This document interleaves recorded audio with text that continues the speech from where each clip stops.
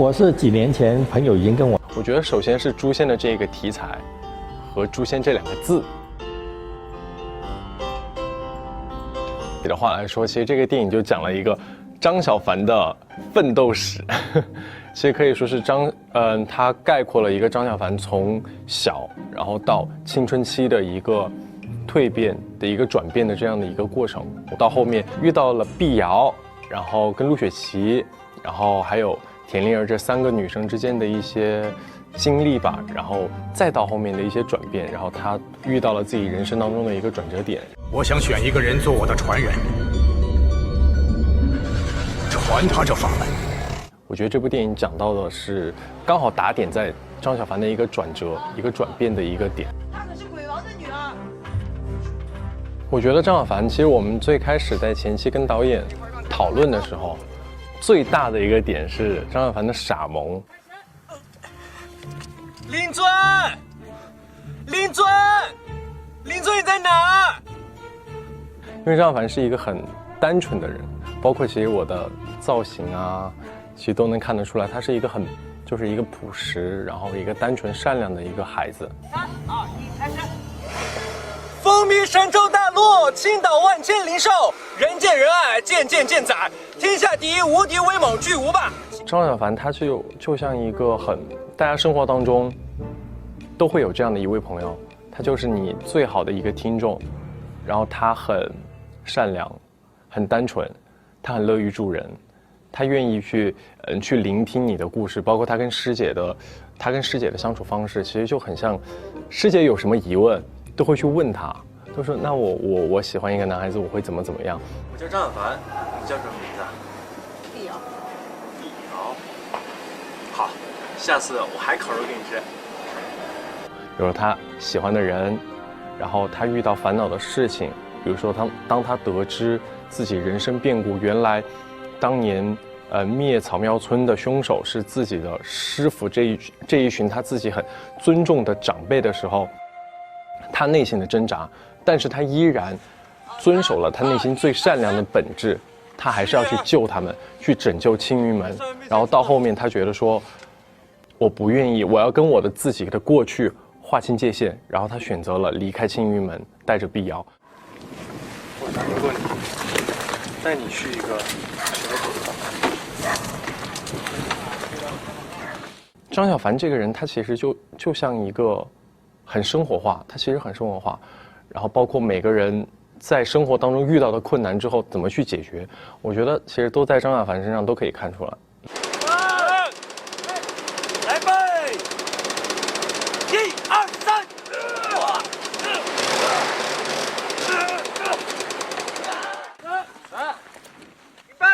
他其实并不像很多武侠片里面就是那种大侠的设定，就是可以经历各种困难，他都可以去跨过它。其实张小凡你可以看到，他就是很生活化，然后很有共鸣。再来一次嘛，可以啊，像那个转变再明显一点。我身上的话，但后来演着可能觉得也挺萌的吧。处以死刑，绝不留情。随我下山。不走。因为确实是我第一次尝试电影，然后而且是这么长的周期，然后而且是在冬天，所以其实挺难忘的，说实话。好，再来预备，一上就打了，来预备，1、2、3，上。好，再来一个。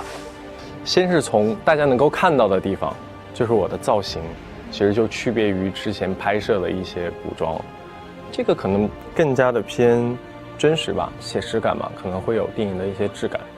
比如像我这个妆，它的那个小雀斑，就每天都会撒那种颜料撒在脸上，然后去做那种感觉像生活在大山里面的青云山里面的那种感觉，更加的写实吧，更生活化。其实我还蛮喜欢这种破破烂烂的感觉，我觉得还挺有 feel 的，很有那种流浪的感觉。哇，太刺激了吧！太刺激了。我觉得飞在空中的感觉是你平常无法感受到的。那一天让我很难忘的是，我被吊得非常高，吊起来的时候，我在下面看武航老师帮我试那个威亚的时候，我没有觉得有很高，但是当我自己被吊上去的时候，我觉得，哎，好吧，真的很高，感觉在坐过山车一样，自由落体，然后那个镜头推到我脸上，就哇！1、2、3，世界想吃什么，我来给你做，选择配列。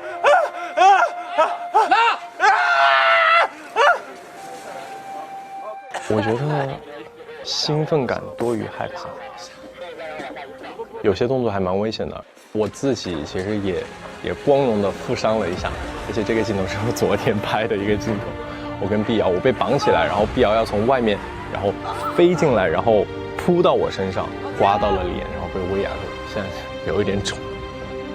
因为你想嘛，冬天都是我们记得是有零下22、23度的一个晚上这么拍，我还要开着大风扇来吹的肖战，所以，在演员来讲都吃尽苦，每一个演员我都用大风扇吹，所以他们都很努力的去演。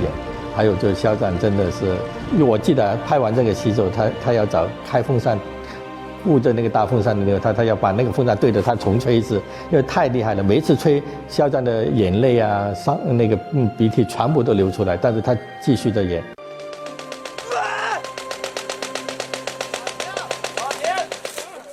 有很多唱歌猴子的，但也有唱歌猴子的特别难忘，因为我要去牵它，猴子的那个小手要抓住我的手，然后这样牵着它走。但是没想到它这么凶，我就很苦恼，因为如果我不看它，我这样牵着它走，我就，你知道，我就很怕它扑上来，我看不见，那怎么办呢？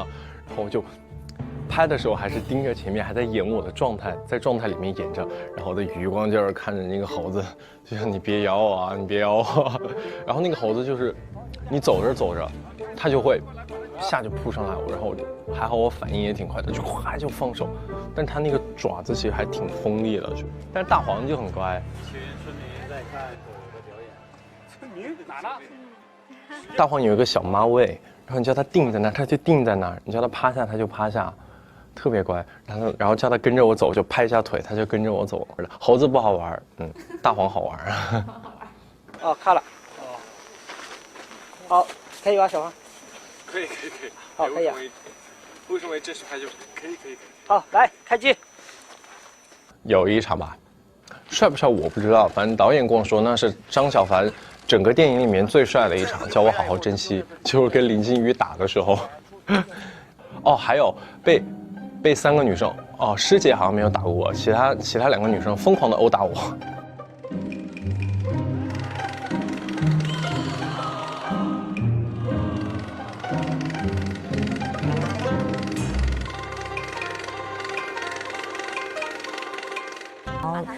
张小凡学渣，学霸和学渣的这个故事。陆雪琪其实她是一个非常高冷的女神，就像在每个学校里面都有这样一位女神，只可远观不可亵玩，对，就完全不能靠近，然后生人勿近，非常有距离感。张小凡的心目中，他就觉得她是一个女神，她是他的偶像，因为而且呢，他是有一个变化，刚开始可能就是他是看并不是很起眼，而且有一点呆呆傻傻，经常出糗。但是呢，经过一些事件以及他俩的戏份，他对他是一次的改变，以及对他有新的认知。最后可能真正走到陆雪琪内心的，就可能只有这个张小凡。开头，很气人，你知道吗？觉得我身上，因为这个对陆雪琪来说是非常，就是他最大的特质，但是他的内心人沟通的，只不过不熟悉你的人，你就会觉得有距离感。对，被女生背的感觉怎么样？美女背，很好。可以把这个威亚取了，然后再让美琪背。哇！碧瑶，我觉得碧瑶她那种酷，她很酷。我跟她在拍的时候，导演这样就是说，你下一条要不你还是去演你的那种酷劲儿，就是不要有那种小女生的一些，她就是一个大姐范儿的那种酷劲儿。而且她在张小凡的，我觉得她在张小凡的生命里面，她是像一个调和剂一样。我觉得他的出现甚至于打乱了张小凡原本平静的生活。张小凡跟碧瑶他们的情感，因为他们两个成长都很相似的，因为碧瑶她妈妈当年也是为她而死，那小凡也是有这个经历，所以小凡觉得跟碧瑶是有共同的语言，那所以还有就是碧瑶最后为了张小凡而挡了一剑，那所以张小凡对他那个想法整个是有翻天覆地的想法了，就是那最后小凡也为了碧瑶离开了师门。因为其实碧瑶说可能你就装样子，你放个假，我们就跟你接了，这样。导演真的非常可爱，对，虽然大家平时都在现场，很尊重他，然后也很有一点害怕他吧，因为导演很严格，对他是一个很严格的导演，但是私下里导演其实真的非常的可爱。首先，导演非常喜欢吃，然后导演还非常喜欢吃甜食。妇女，就是他觉得就是我这个年纪跟我们这些，我一直来我都是在拍武侠的比较多，那这次是谢谢导演，谢谢导演，你也辛苦，那当然很开心了。拍定妆照啦！2018年10月10日，我来到了定妆照拍摄现场啊，这不是超9少年团的小镇长吗？真是英姿飒爽，帅气逼人，让人怦然心动。我桃真是独具慧眼，目光独到，高瞻远瞩，真知灼见呀！果然还没开始多久，一群造型师就迫不及待、如饥似渴地围着我们小镇长，左鼓捣鼓捣，右鼓捣鼓捣。这个造型师丐帮的吗？感觉过分真实了吧？很快就到了拍照片的时候了，只见一群老爷们组成了 ZX Boys 天团，肖战 C 位出道，一会儿摆成人字形，一会儿摆成一字形。咱们或者把它分扯开，分尸了。那只脚，那只不还有脚吗？你们这是在干什么？这是什么奇怪的拍照方式？这个男团中难道没有其他可爱又迷人的正海角色了吗？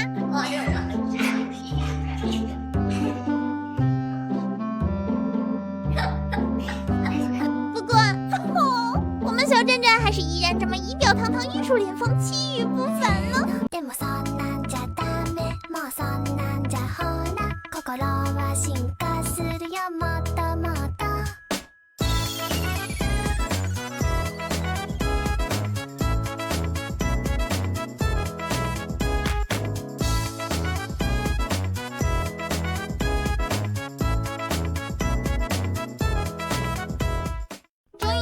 正式拍摄环节啦，好期待呀！我马不停蹄地赶到了现场，居然发现演员受到了惨绝人寰的虐待。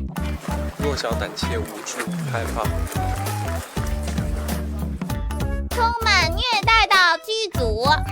2018年10月18日，我欢天喜地地来到了片场，没想到开机第一场戏就是一场下水戏，寒风阵阵。只见小站站在一群穿着防水背带裤的人们的押送下，缓缓地发出了深沉的感叹。勇敢的小队长好像在说：“啊，让冰水河来得更猛烈一些吧，我还可以再来一次。看这水多清，都能看到漂浮的泥巴了呢。”来，安静。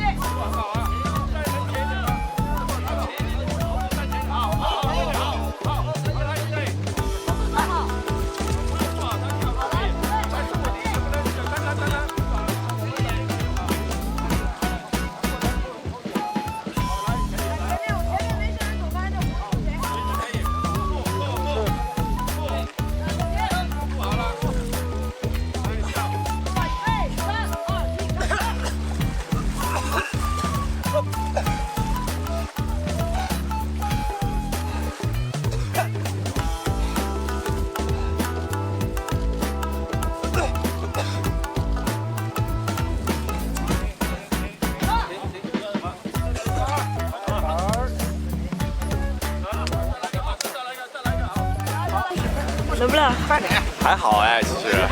在上面待久了就不会冷，待久了不会冷了是吧？对。看来练习了诛仙的神功之后，果然感官都失灵了。赶紧去上车上吧！你还看？披着毛巾被人催着进屋，暖和都不去，还要吹着冷风看监视器。你没看到别人都已经穿上羽绒服了吗？你的身体健康重要啊！我们小飞侠不答应。总算是穿上了暖和的衣服。你看，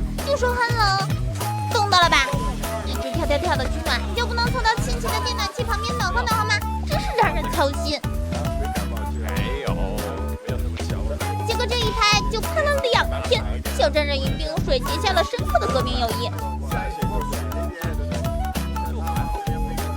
剧组的暴力虐演员愈演愈烈了，很快我就看到了好几个案发现场。只见演员们一会儿趴下，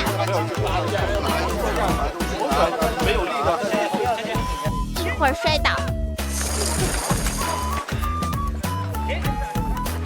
一会儿扫地，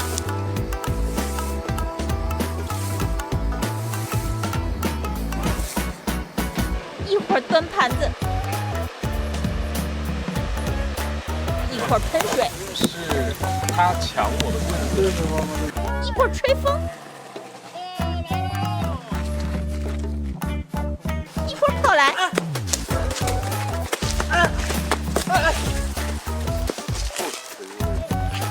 一会儿跑去。你别跟着我！哎，你别跟着我！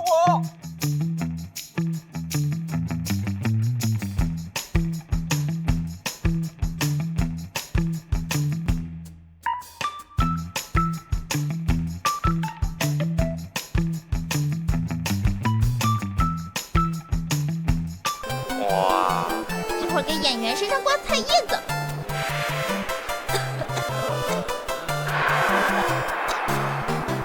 这实验效率差了。一会儿各种挨打，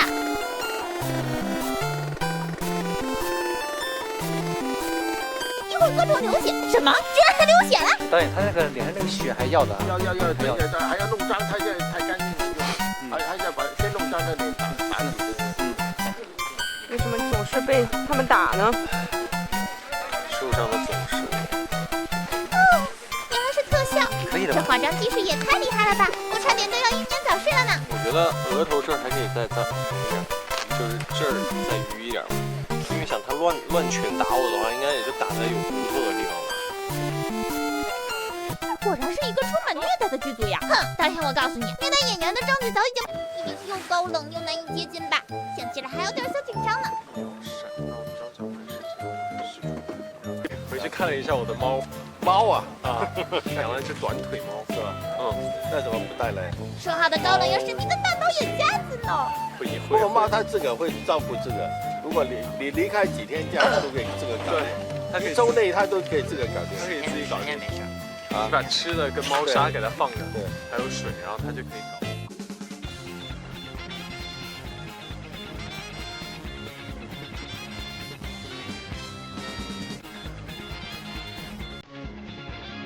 看到这儿，我的专业操守让我不得不大喊一声：从未见过如此！这还会拉一拉演员的手，关系能冷不冷？对，就是我的手就觉得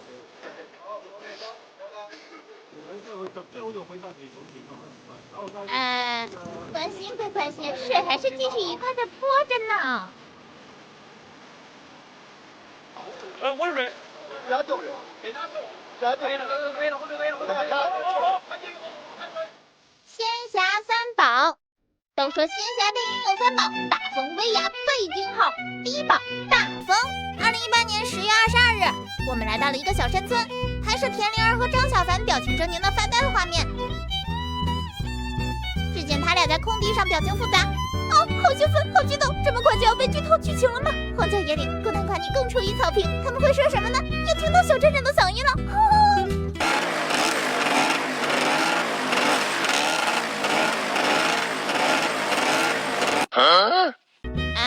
一定是我站的角度不对，换个角度再来一遍。啊，好激动，好兴奋！这么快我要独裁的知道剧情了吗？荒郊野岭，孤男寡女共处一草坪，他们会说什么呢？看近了，我要听到小镇长的声音了。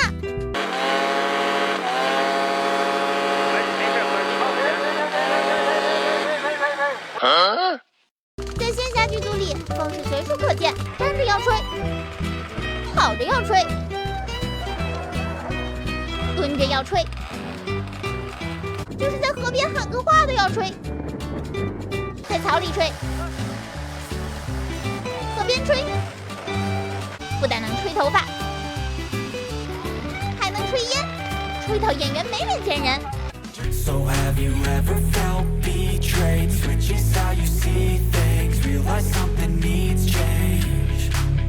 Cause I know you got me fucked up, let me show you what's up. Cause enough is enough. I'll take a face full of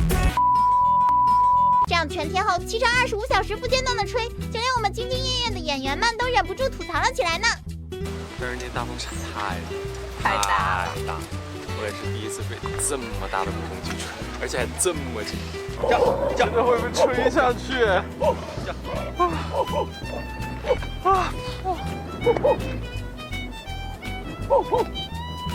宝薇娅，2018年10月23号，果然薇娅的戏开始啦，多举飞，横着飞，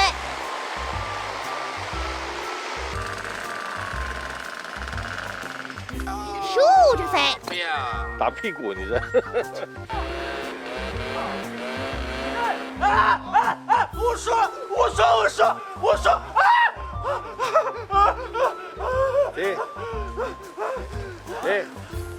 为什么我的眼睛里常含泪水？太鬼畜，因为我的薇娅掉得太吓人了。鬼畜。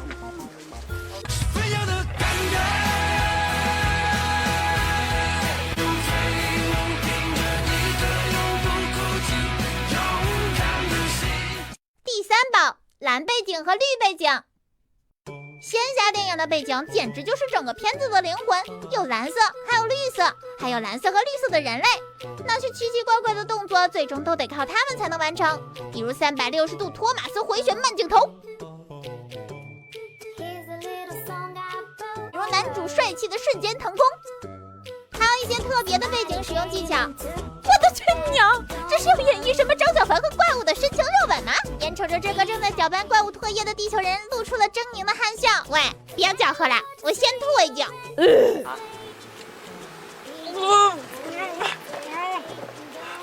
不好吧？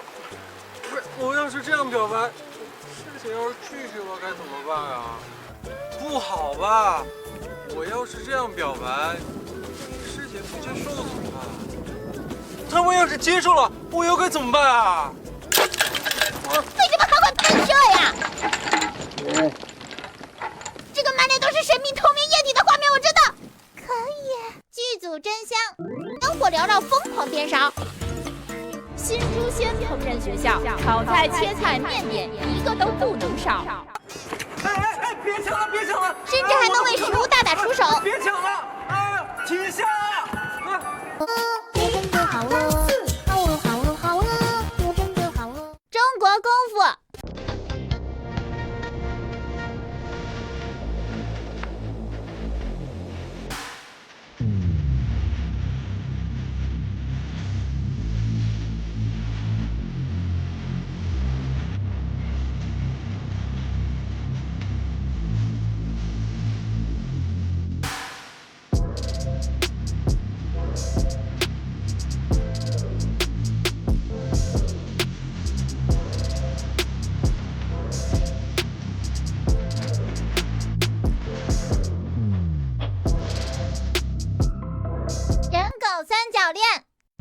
大家好，我是甄小探。2018年11月，剧组终于要杀青了。今天我终于要把在片场发现的惊天恋情告诉给大家了，那就是除了人魔、人仙、人狗恋也出现在了这个剧组里，而且还是个三角恋。事情是这样的，肖战一直爱慕活泼可爱的黄女士，看这油亮的毛发，看这曲线分明的背影，看这矫健的身姿。他念念不忘，他穷追不舍，他苦苦纠缠，但黄女士从未正眼瞧过他。见此情形，旁边出现了一群僚机助攻。这个支招，你抚摸一下修长的大腿，他肯定会过来狗腿。那个支招，快微笑用你的大白牙闪瞎他的狗眼。结果无论如何追求，黄女士依然无动于衷。结果这时，和谐稳定的人狗关系出现了破裂，一只悟空。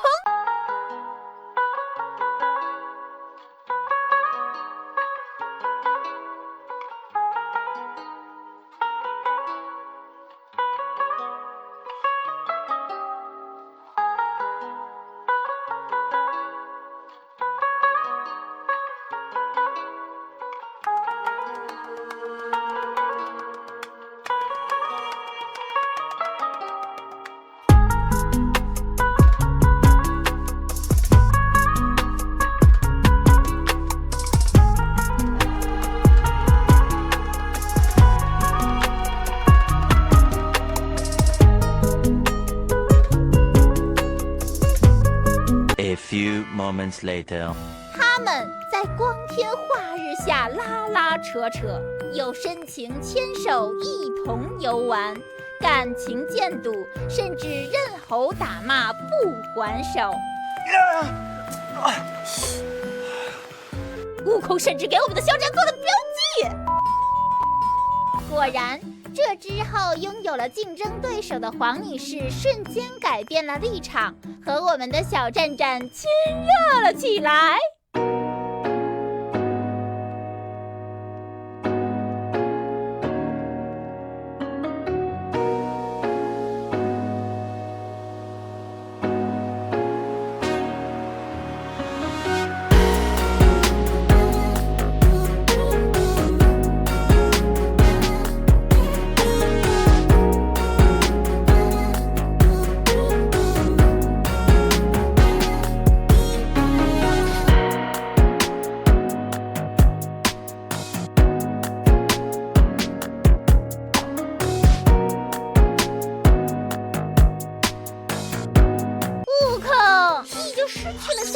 瞎咧嘴也不能挽回他了哟！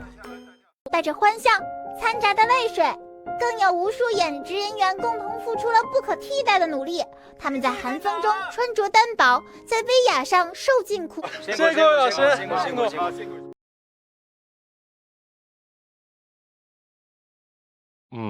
拍了很多古装，我觉得最大的不同，其实可能是在于我的这个，先是从大家能够看到的地方，就是我的造型，其实就区别于之前拍摄的一些古装，这个可能更加的偏真实吧，写实感嘛，可能会有电影的一些质感，比如像我这个妆，它的那个小雀斑，就每天都会撒那种颜料撒在脸上，然后去做那种。感觉像生活在大山里面的青云山里面的那种感觉，更加的写实吧，更生活化，然后很有共鸣。就可能在你工作的时候也会遇到一些困难，但是你就可以看到自己的影